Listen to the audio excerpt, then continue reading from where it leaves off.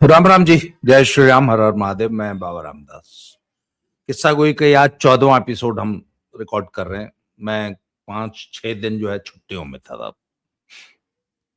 मैं कश्मीर गया था। जैसा कि आप जानते हैं, मुझे राइडिंग का शौक है। मेरे पास कई सारी बुलेट है, कई सारी। मुझे गाड़ियों का कभी शौक नहीं रहा, पर बुलेट का शौक रहा है हमेशा से। पहले मैं पहले तो बुलेट एकदम खत्म गाड़ी थी ना। एक जमाना था बुलेट बर्बाद हो गई थी, और जो वो 4 स्ट्रोक पुरानी वाली होती वो मुझे कभी पसंद नहीं आई, इसलिए मैं उस बुलेट को मैंने कभी नहीं चलाया। वो जो उल्टे वाली होती थी, इधर गियर की जगह ब्रेक होते थे, ब्रेक की जगह गियर होती थी, उल्टे पैर वाली। और वो रिलायबल गाड़ी नहीं थी, वो गेड़ी मारने वाली गाड़ी थी। रोज 5-10 किलोमीटर चला लो, अब उस पर हिंदुस्तान नहीं घूम सकते थे। बाद में खैर वो भी एक अलग कहानी है कि किस तरीके से आइशर ने रॉयल एनफील्ड को जो है उसका कायाकल्प किया। उसकी अलग से कहानी एक बार चर्चा करेंगे। तो सब बाद में बुलेट बहुत रिलायबल बाइक बन गई, और उसके बाद बुलेट की क्लासिक आई। क्लासिक भी मुझे कभी पसंद नहीं आई। तो मेरे एक दोस्त हैं, वो भी बुलेट के शौकीन, आशिक का। लक्की भाई साहब उनका नाम है, लक्की पाजी। असली नाम है वरिंदर धीमान। उनके साथ मैंने अक्सर वो जो कनाडा अमेरिका होके आए, तो उनके साथ मेरे बहुत सारे वीडियोस भी हैं। तो मुझे पहले हमारे पास 100 सीसी वाले वो पैशन, स्प्लेंडर पैशन टाइप की बाइक्स हुआ करती थी। उसके बाद फिर मैंने पल्सर ले ली थी। तो मैं और मेरी पत्नी, हमने पल्सर पे ही आधा हिंदुस्तान घूम मारा था। और मनाली हमारा फेवरेट डेस्टिनेशन होता था। पल्सर इसलिए क्योंकि वही सबसे रिलायबल बाइक होती थी। तो हिमाचल पूरा, कश्मीर और शिविर, हम पूरा पल्सर पे ही घूमते थे। 150 सीसी की बाइक थी। और होता है ना, तब एक तो करेला ऊपर से नीम चढ़ गया। आदमी जब ऐसे उल्टे सीधे काम करता है, तो पत्नियां उनको समझाती हैं कि नहीं पतिदेव, ऐसा मत करो, रुक जाओ, मान जाओ, अच्छी बात नहीं है। पर मेरे साथ में उल्टा था केस। मुझे अपनी पत्नी को समझाना पड़ता था कि नहीं प्राण प्रिय, रुक जाओ, ये गलत बात है जो तुम कर रही हो। तो मैं आपको एक बड़ा मजेदार किस्सा बताता हूँ। जून का महीना था, और बात है आज से 15 साल पुरानी। मतलब आज मैं 60 का हूं, तो तब 45 का रहा होऊंगा। आज मैं 61 साल का कंप्लीट होकर 62वें में लग गया हूं। तब शायद मैं, हाँ, 15 साल पुरानी बात है, 15-16 साल। जून महीने में दिन में 12 बजे, जलंधर की बात है, हम दोनों अपने घर की बालकनी में खड़े थे। तो ऐसे ही मैंने पूछा कि प्राण प्रिय, महापुर चले। तो ये तो पता है, वाकई यार, बीवी भगवान ऐसी दे सबको। उसने एक बार भी नहीं बोला कि क्यों, क्या, कैसे, कब, कहाँ, कुछ नहीं। मैंने पूछा महापुर चले? कहती चलो। उसने ये नहीं पूछा कैसे जाएंगे, कब जाएंगे, क्यों जाएंगे। मैंने पूछा महापुर चले? कहती चलो। मैंने कहा बाइक से चलेंगे? कहती चलो। उसने एक बार भी नहीं कहा, अगर जून का महीना है, साला 40-45 डिग्री टेम्परेचर चल लिया है, और बोली चलो। मैंने कहा चलो। अच्छा, साज श्रृंगार उसका और पैकिंग 10 मिनट। अब 10 मिनट बाद तो हम बाइक पे थे। अच्छा, कोई तैयारी नहीं। कैन यू इमेजिन, हमारे पास हेलमेट नहीं, हमारे पास चश्मे नहीं। हम दोनों चल पड़े। जलंधर से दिल्ली है 375 किलोमीटर। बाइक थी हीरो होंडा, हीरो की पैशन थी शायद। चल पड़े था बगैर हेलमेट, बगैर चश्मे। जून के महीने की धूप, और 375 किलोमीटर बाइक चलाते हुए दिल्ली चले गए। दिल्ली में हमारी सिस्टर रहती, उसके घर पहुंचे। 100-150 किलोमीटर बाद आंखों में इतनी धूल मिट्टी पड़ चुकी थी कि दिखाई देना बंद हो गया, तो आंखें सूज के इतनी लाल हो गई थी मिट्टी से और धुएं से, और इतनी बड़ी बड़ी आंखें हो गई, दिखाई देना बंद। ये हाल था आंखों का। खैर तब पहुंचे, आंखें वांखें धोई, छींटे मारी, रात को सोए और सुबह उठ के फिर चल पड़े। वो मथुरा रोड पकड़ के आगरे वाली रोड पकड़ ली। तो उस दिन हमने पहले ही तय कर लिया था कि भैया जहां पर भी सड़क पे हेलमेट दिखेगा सबसे पहले तो हेलमेट लेंगे, और 50-50 रुपए वाले वो काले चश्मे लेंगे। तो साहब खैर हेलमेट खरीद लिए। उन दोनों शायद 200-200 रुपए के आए थे, सस्ते वाले देसी हेलमेट। चलो कुछ तो, मैंने कहा सिर का बचाव होगा। और सब दिल्ली से निकले, सुबह जल्दी निकल गए थे, दिल्ली से 6-7 बजे निकल गए थे, गर्मियों का टाइम था। और सब जब मथुरा रोड पे पहुंचे हैं, वो भयानक गर्मी। अच्छा, इतनी अकल थी कि यार लू लग जाएगी अगर बॉस पानी पीने का, अगर पानी पीने में जरा भी लापरवाही की। अच्छा, 100 सीसी की बाइक पे 2 आदमी, ये सोच के देखो ना आप। अच्छा, दोनों माशाल्लाह 100-100 किलो के। एक बैग भी था साथ में। अच्छा, तब तक हम प्रोफेशनल राइडर नहीं थे, अब तो मैं I am a professional rider.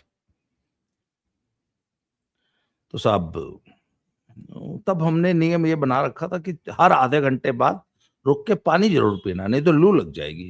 भयंकर तपती हुई गर्मी। और चलते चलाते हम उस रात शायद रुके इटावा।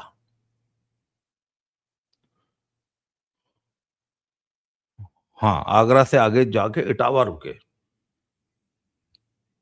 तब 2 रात हो गई। फिर तीसरे दिन सुबह चले तो वहां, तब उस दिन मौसम ठंडा हो गया, बारिश हो गई थी। उस शाम पहुंचे हम इलाहाबाद। वहां एक वकील साहब थे, उनसे कुछ काम था, मेरा एक मुकदमा था।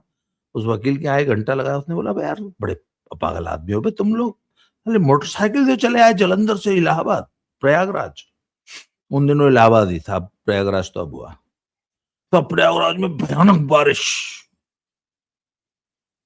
हम प्रयागराज में वकील साहब के घर से निकले ही थे शाम को 7 बजे, तो जबरदस्त बारिश। हमने कहा चलो कोई बात नहीं, भीग गए पूरी तरह, और बुरी तरह ठंड लगने लगी। तो एक वो रोड साइड ढाबा था ट्रकों वाला।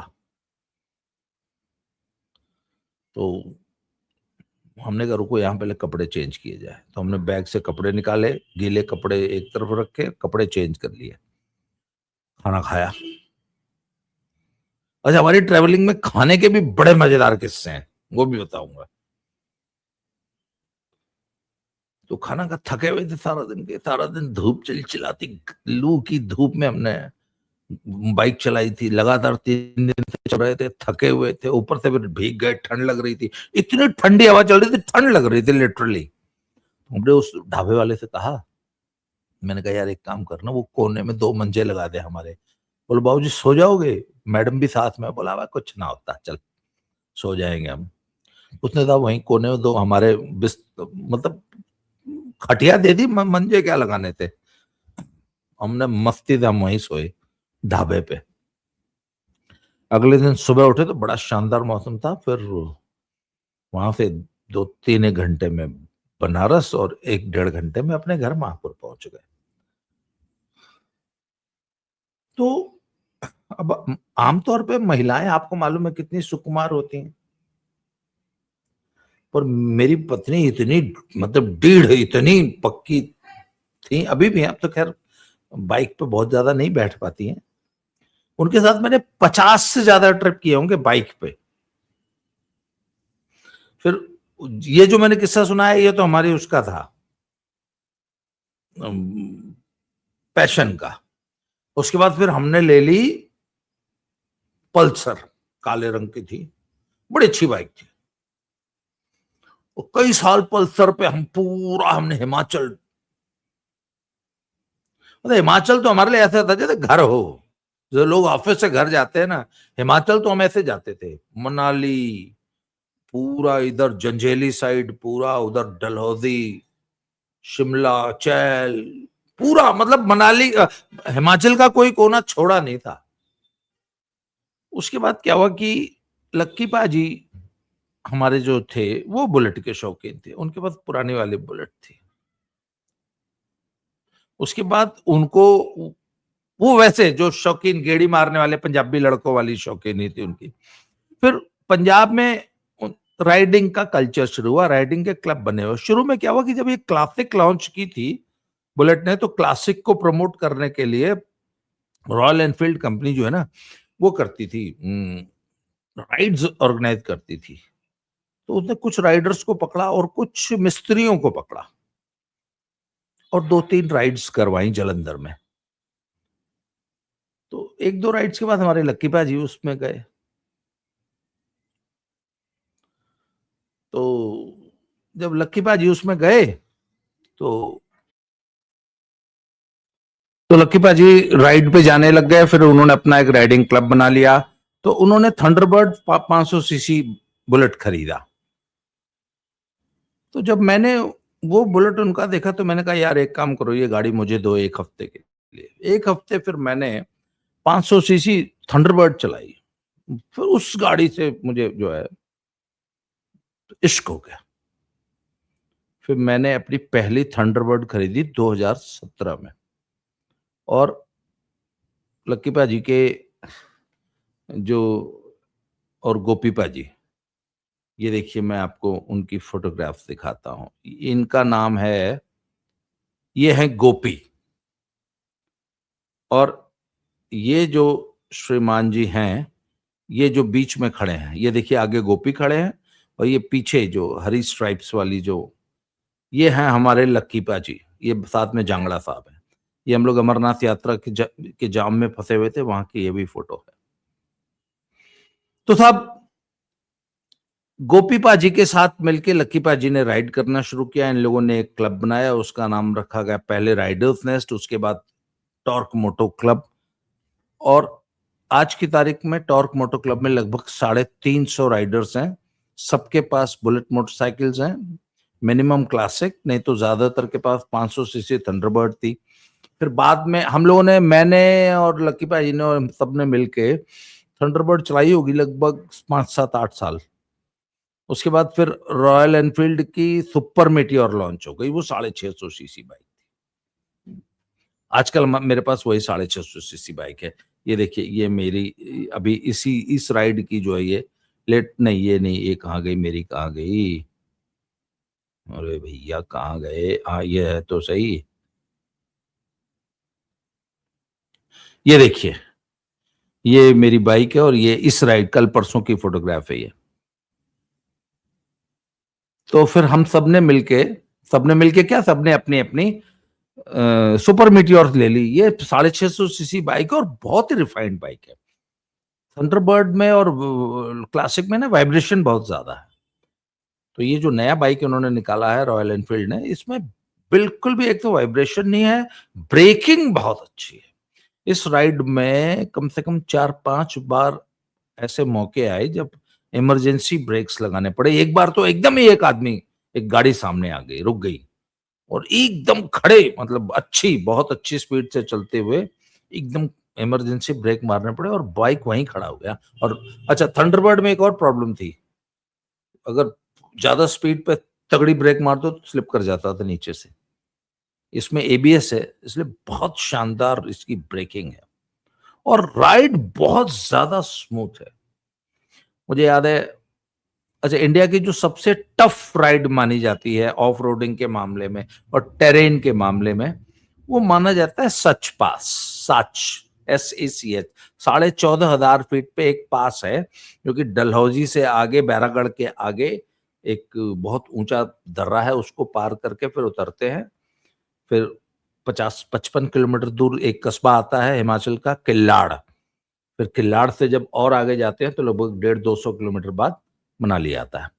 तो बैरागढ़ तक तो रोड ठीक है, मेटल्ड है, उसके बाद रोड जो है बहुत टफ हो जाता है। और चूंकि 14,500 फीट पे है तो बहुत ज्यादा बर्फ पड़ती है, तो रोड टूटा हुआ है। 14,500 फीट हाइट, सर्दी, साल में लगभग 8 महीने बंद रहता है रोड, और वो बहुत ज्यादा टफ टेरेन है। और इंडिया का टफेस्ट टेरेन माना जाता है अभी तक का। तो मुझे याद है 2017 में जब मैंने थंडरबर्ड खरीदा और पहली बार राइड करने की, क्योंकि अब तक जो मेरी राइड्स थी वो नॉर्मल सड़कों पे थी, हाईवेज पे थी, छोटी बाइक्स पे।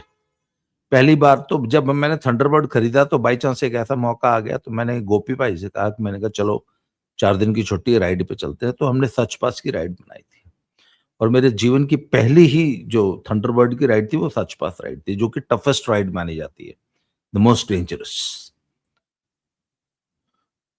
तो वही यहां से डलहौजी, डलहौजी से बैरागढ़ होते हुए सच पास, किल्लाड़, किल्लाड़ से मनाली। तो बैरागढ़ से सच पास होगा लगभग 40 किलोमीटर ऑफ रोड, वहां से 55 किलोमीटर किल्लाड़, और वहां से लगभग 100 किलोमीटर उदयपुर, एक छोटा सा टाउन है। ये पूरा का पूरा ऑफ रोड है। मुझे याद है इस पूरे सर्किट में इस पे 10 किलोमीटर पर आवर का एवरेज निकलता है। मतलब 1 घंटा जब हम बाइक चलाते हैं तो 10 किलोमीटर कवर होता है। अगर बहुत मतलब थोड़ा सा तेज चलाई जाए तो 15 किलोमीटर 1 घंटे में चलते थे। तो इसको हम टफ राइड मानते हैं।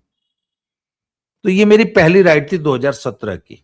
उसके बाद बहुत सारी राइड्स की, फिर मैंने बहुत सारे सर्किट्स के, पूरा स्पीति मैंने सोलो किया था, पूरा स्पीति और ले मैं सोलो गया था वही अपने थंडरबर्ड पे। तो इस बार जब ये खरीदी सुपर मिटियोर, तो लक्की भाई ने, हमारे पूरे राइड्स के कोऑर्डिनेटर वीरेंद्र धीमान उर्फ लक्की जी होते। हम लोगों ने कहा, उन्होंने कहा यार राइड बनाते हैं सच पास से किश्तवाड़। तो हमने कहा जी ठीक है। तो मतलब सच पास से हम किल्लाड़ नहीं जाएंगे, किश्तवाड़ की तरफ मुड़ जाएंगे। तो भाई साहब सच पास किया। सच पास मैंने कहा कि हम लोग अब तक सबसे टफ सच पास को मानते हैं। तो भैया सच पास करके निकले, सच पास से नीचे उतरे तो किल्लाड़ से 10 किलोमीटर पहले डाइवर्शन है, वो किश्तवाड़ चला जाता है कश्मीर में। वहां तब चलने शुरू किया तो वो रोड एकदम शानदार, मक्खन मलाई, हाईवे बना हुआ है फर्स्ट क्लास। भैया 20 किलोमीटर चले तो एक जगह आती है, उसको कहते हैं संसारी नाला। संसारी नाला तो क्या हमको लगा यार शुक्र है, जो टफ पोर्शन था बीत गया। संसारी नाला में एक चेक पोस्ट है, वहां पे हमने एंट्रीज कराई अपनी। उसके बाद भैया जो उतरे तब समझ में आया कि ऑफ रोड होता क्या है। हे भगवान, ऐसी भी सड़क होती है। और पूरी जिगजैग थी। संसारी नाला के जैसे ही क्रॉस करो तो एक स्ट्रेच आता है, वो होगा 3-4 किलोमीटर का। हमें ही पर अच्छा, हमारे ग्रुप के जितने भी राइडर थे सब हाईली एक्सपीरियंस्ड, मतलब जिन्होंने 25-30-40 राइड्स कर रखी हैं एक से एक टफ टेरेन में। मतलब आप इमेजिन कर सकते हैं कि अभी हमारा क्लब, मैं तो नहीं जा पाया था, मेरी तबीयत खराब थी। अभी ये नेपाल राइड करके आए हैं जून के महीने में, 8 जून को गए थे। पहले दिन 850 किलोमीटर,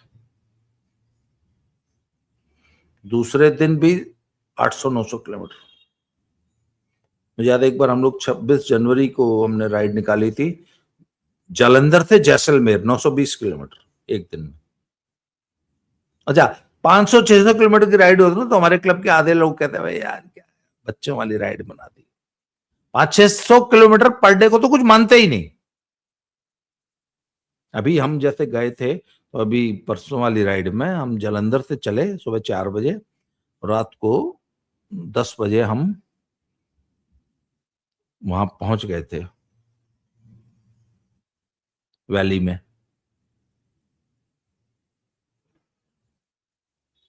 और लगभग डिस्टेंस था लगभग 600 किलोमीटर। और अमरनाथ अमरनाथ यात्रा का ट्रैफिक रेस्ट्रिक्शंस इतनी ज्यादा, गर्मी, भयानक गर्मी, जून का महीना था, जुलाई में। अभी आप देख लीजिए जबरदस्त ह्यूमिडिटी। पहाड़ पे 600 किलोमीटर का मतलब हो गया प्लेन में 900 साढ़े 900 किलोमीटर, एक दिन में आराम से राइड मारते थे।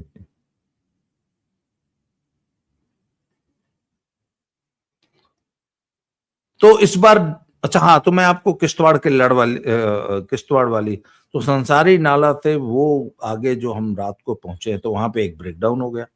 हमारे एक फ्रेंड थे, उनकी बाइक की क्लच प्लेट उड़ गई, क्योंकि वो टेरेन ही ऐसा है। मतलब कई बार तो सोचना पड़ता था कि बाइक कैसे चढ़ती थी वापस आ जाती थी। दो तीन मौके तो ऐसे आए जब दो तीन लोगों ने मिलके धक्का लगा के बाइक निकाली, 650 की बाइक, इतना डिफिकल्ट टेरेन। तो एक जगह जाके हमारे एक मित्र की क्लच प्लेट उड़ गई। अब दिक्कत की इसको क्या किया जाए, रात का, अच्छा रात हो गई थी, अभी किश्तवाड़ था कम से कम 5 घंटे दूर और 9 बज चुके थे। फिर हम गए आगे, वहां से एक गाड़ी, अच्छा राइडिंग का एक कल्चर है। आमतौर पे लोग समझते हैं, जैसे हमारे साथ एक लड़का गया, उसका ब्रेकडाउन हो गया, तो जैसे ब्रेकडाउन हुआ सारी राइड रुक गई, सब लोग आ गए। खैर वो पंचर था, उसका पंचर लगा के जो है हम आगे बढ़ गए। तो जब उससे हम लोग ऐसे ही राइड के बाद फीडबैक लेते हैं तो उनसे पूछा गया, तो उसने बोला साहब मैं पहली बार राइड पे आया और मैं तो बड़ा डर गया था कि यार मेरी राइड पंचर हो गई तो सब लोग तो मुझे छोड़ के आगे चले जाएंगे। No, we are a chain, सारी राइड एक साथ ही चलती है। अगर कोई ब्रेकडाउन हो गया, कुछ हो गया, तो जब तक वो साथ नहीं चलेगा तब तक पूरी राइड खड़ी रहेगी, चाहे सारी रात खड़ा रहना पड़े। कई बार ऐसा हुआ कि अगर एक बाइक खराब हो गई तो या तो वो ठीक हुई और साथ चली, अन्यथा फिर उस बाइक को सुरक्षित रख के वो आदमी पीछे बैठ के वो साथ ही आएगा, छोड़ के नहीं निकलते आगे। तो उनकी क्लच प्लेट उड़ गई, तो फिर आगे गए, वहां एक छोटा सा टाउन था, वहां से एक जीप हायर की, जीप आई, गाड़ी को लाद के फिर किश्तवाड़ पहुंचाया गया। फिर रात को राइड राइड हमारी साथ साथ चली, और हम रात को जो किश्तवाड़ हमें 9-10 बजे पहुंचना था, हम रात को पहुंचे 2:30 बजे। तो ये होता है riding culture, you don't leave a rider alone. अच्छा, दूसरी चीज कि आमतौर पे राइडिंग में लोग समझते हैं कि हम एक दूसरे से रेस लगाते हैं, नहीं, बहुत ज्यादा डिसिप्लिन में राइड चलती है। राइड में एक लीडर होता है, उसके बाद हर राइडर को उसका नंबर दिया जाता है। We are like a train, चाहे कुछ भी हो जाए, जैसे जो मैं अपने आगे वाले डब्बे से आगे नहीं निकल सकता, उसके पीछे ही मुझे चलना है, और जिस स्पीड से बाइक चल रही है उस हिसाब से 20 से 30-40 मीटर का, 70 मीटर का डिस्टेंस मेंटेन करके चलना है। और ये नहीं कि अपनी मर्जी से कोई भी कहीं जा रहा है, कोई भी किसी भी, लीडर डिसाइड करता है, एक कोऑर्डिनेटर होता है और पीछे एक सेवियर होता है। कोऑर्डिनेटर बीच में राइड को कोऑर्डिनेट करता है, लीडर सबसे आगे चलता है, सेवियर सबसे पीछे चलता है। जब सारी राइड चली जाएगी तभी सेवियर आएगा, सेकंड लास्ट मोटरसाइकिल के पीछे ही उसको चलना है। ये तीन जो है मेन लीडर्स होते हैं राइड के, और जो कोऑर्डिनेटर होता है वो बीच में डिसाइड करता है कि ट्रैफिक है, राइड को तेज चलाना है, स्लो चलाना है। अब आप पूछेंगे किस स्पीड से चलते हो, यहाँ पे थोड़ी सी आई एम सॉरी टू से कि समटाइम्स द बॉयज मेक गलतियां करते हैं, और जो कि बाइक्स हैवी हैं, तो जहां पे 100 चलना चाहिए वहां 120 भी चलते हैं। अभी जैसे नेपाल राइड पे गए थे तो एक्सप्रेस वे था, गंगा एक्सप्रेस वे का उद्घाटन हुआ था नया नया, तो उस पर मैंने सुना है भाई लोगों ने 140 और 160 भी चलाई है, हालांकि गलत है। मैंने कहा भाई मरोगे सालों, पर 120 तो आम बात है। उस बुढ़ापे में आई एम सॉरी टू से इस बार मैंने भी जो है एक बार 120 टच कराई। वैसे मैं 100 से ऊपर नहीं चलता, वैसे मेरी जो एक्चुअल स्पीड है, अच्छा मैं ज्यादातर आजकल सोलो राइड्स करता हूँ, ग्रुप में मुझे अब मजा नहीं आता, क्योंकि मैं अपना मस्ती से अकेला चलता हूँ। तो इस बार ग्रुप में था बहुत दिनों बाद, हालांकि इधर भी मैंने बहुत सारे ग्रुप राइड्स की हैं। तो वैसे मेरा जो जो जो जो राइड मैं एंजॉय करता हूँ वो है 70, 80, 90। पर ग्रुप के साथ 100 पे चलना पड़ता है। जब पूरी राइड 100 पे चल रही है तो आपको भी 100 पे चलना है। कई बार मैं पीछे छूट जाता तो कवर करने के लिए 110 120 भी चल। अच्छा, आजकल आपको पता है मोदी जी ने गडकरी जी ने जो नए हाईवेज बनाए हैं, सब पे वो एक स्ट्रेच रनवे का बनाया है जिस पे हवाई जहाज उतर सकते हैं। तो अवंतीपुरा के पास श्रीनगर से पहले भी एक वो रनवे बनाया है 4 किलोमीटर का। तो उसपे मैंने इस बार मैंने अपनी बाइक को पहली बार इस वाली को 120 पे टच कराया। वैसे मेरी जो स्पीड है वो 80-90। अच्छा हाँ, बहुत सारे लोग पूछते हैं एवरेज क्या देती है साहब इस राइड में, क्योंकि हम लोग जब गए थे तो मैं आपको बताऊं कि एक पास आया था, राजदान पास बोलते हैं उसको, वो 11,600-700 फीट की हाइट पे था।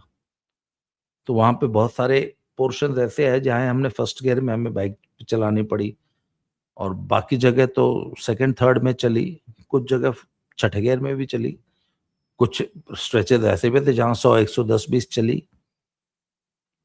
पर पूरी राइड का जो एवरेज मैंने अपनी बाइक का निकाला है वो निकला है तब 25 के आसपास का। और बाकी मेरे फ्रेंड्स का एक लक्की बाजी का शायद 24.7 का निकला है, बाकी लोगों को 24 का निकला है, क्योंकि वो एक्सेलरेट बहुत करते हैं, मैं एक्सेलरेट नहीं करता हूं। तो इस पे जो E20 पे जो बहस चल रही थी, मैंने तो पर हमारी बाइक शायद E20 कंप्लायंट है, तो 25 का एवरेज दिया है।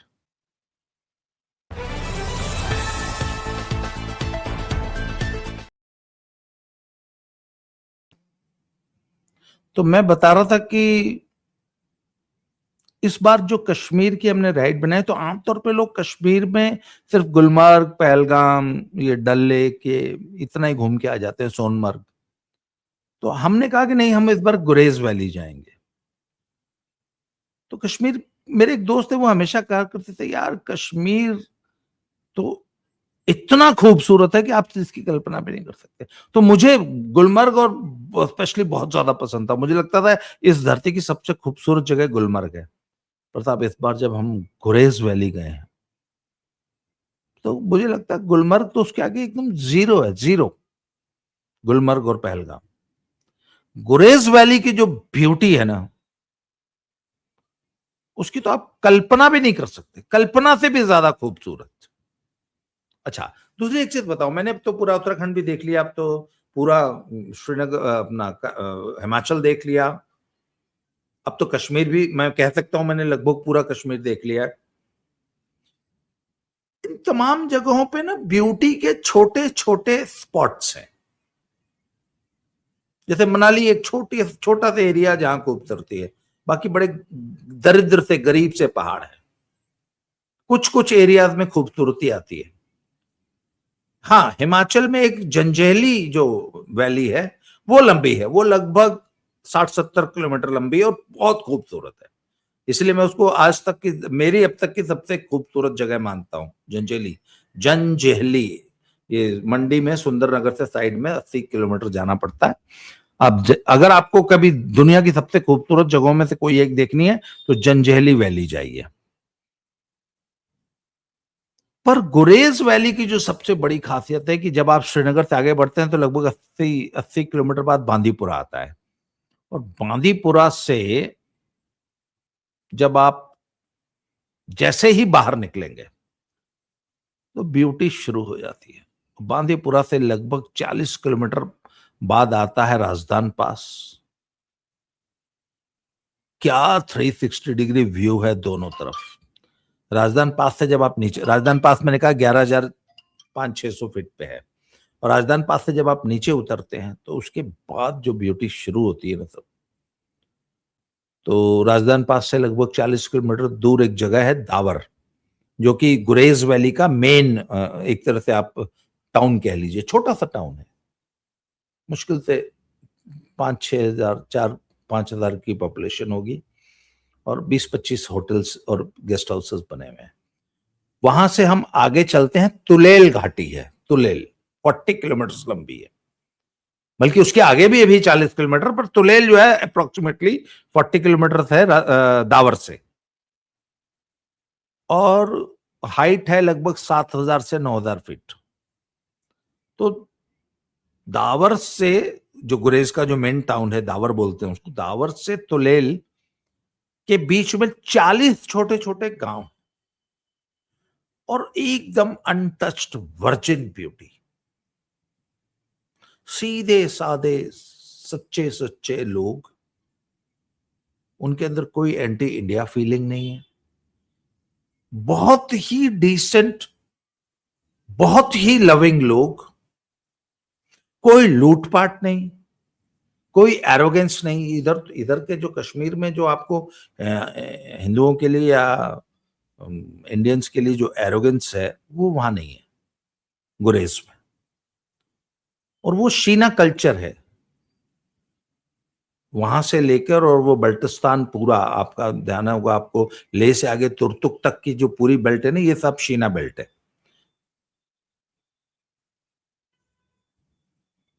और इतना खूबसूरत, तो शायद मुझे लगता है, अच्छा मेरे कुछ दोस्त थे वो स्विट्जरलैंड देख के आए थे, तो उन्होंने कई जगह ब्यूटी देखी और गांव देखे, जब तो उन्होंने कहा था आपकी स्विट्जरलैंड को मात कर रही है ये ब्यूटी। और कोई भीड़ भाड़ नहीं। अमरनाथ यात्रा के दौरान भी पूरा टाउन खाली पड़ा था। हालांकि वो कहते जी ये हमारा इस वक्त पीक सीजन चल रहा है, पर पीक सीजन में भी टाउन खाली था, कोई भीड़ भाड़ नहीं थी। अदरवाइज आज की तारीख में आपको श्रीनगर में जिस कमरे के आप 1,000 नहीं देते, वो कमरा 10,000 में नहीं मिलता है इस समय श्रीनगर में। और श्रीनगर जैसा तो हे भगवान उस नरक से बचाए। और श्रीनगर में पता है गर्मी कितनी थी? श्रीनगर में एसी चल रहे थे हम लोग, मतलब जम्मू से ज्यादा गर्मी श्रीनगर में थी, ये सोच लीजिए, जलंधर जितनी गर्मी। जबकि श्रीनगर नगर अच्छी खासी हाइट पे है, 6,000 फीट के आसपास है वैली पूरी। हाँ, बल्कि जब हम गए तो काजीगुंड फिर भी ठंडा था। और जम्मू से श्रीनगर के बीच में बहुत शानदार रोड बन चुकी। और अगर ये अमरनाथ यात्रा का ट्रैफिक ना हो तो हार्डली 3.5 घंटे का रन रह गया आजकल। जम्मू से आप चलिए, अगर आपके पास अपनी गाड़ी या बाइक है तो 3.5 घंटे में आप श्रीनगर पहुंच जाते हैं, बड़े आराम से ड्राइव करके। पर अमरनाथ यात्रा के कारण तो बहुत रिस्ट्रिक्शन थी, बहुत जगह ट्रैफिक रोक के। जब हम वापस आ रहे थे, हमको तो 2-2.5 घंटा जो है वो मेन जो टनल है काजीगुंड वाली, उस पर 2.5 घंटा हमारा ट्रैफिक रोक के रखा। तो मैं आपको आज की वीडियो खत्म करने से पहले आपको गुरेज वैली की एक छोटी सी वीडियो दिखाता हूं।